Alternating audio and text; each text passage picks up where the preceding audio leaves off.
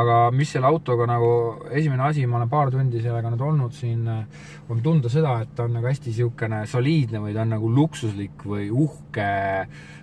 Natuke kummaline on ka see, et suunatuli, tavalisel autol oled harjunud, et suunatuld peab nagu tagasi lükkama.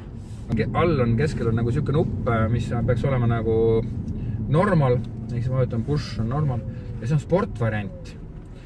Et ma ei tea, nüüd ma vajutan sportvariandi peale, nüüd kui me valgusfoori tagant ära läheme, siis me... Aha. No läks küll või? Ma ei ole spetsialist, aga minu arust oleks võinud nagu ägedam olla natuke. Siin on see väga fancy menüü, aga ausalt öeldes on kuidagi nagu esimese hooga nagu raske sellele pihta saada või noh, ma siukse pragmaatilise reklaami inimesena ma ei saa aru, miks kuradi pärast mul on siukest asja vaja, et ma liigun nagu ühe punkti võrra kõrvale, siis ma juba võin olla nagu üks nõks rohkem ja ma olen nagu mingis teises menüüs juba. Siis on nagu üks kummaline asi veel, näita sellele peeglile seal, vaata kohe sellele peeglile tuli vilkuma. Aha, näe, nüüd on, jah. Nüüd ta näitas, et ma olen äkki liiga lähedal või? Ja, et keegi sul on seal. Võib-olla see on selle pimeda nurga näitaja, okei. Mis mulle selle auto puhul meeldib, see, et see auto on ise kerge väike sedaan auto, aga liigub nagu oleks tegemist mingi suure autoga. Et see siuke rool on siuke raskelt käib.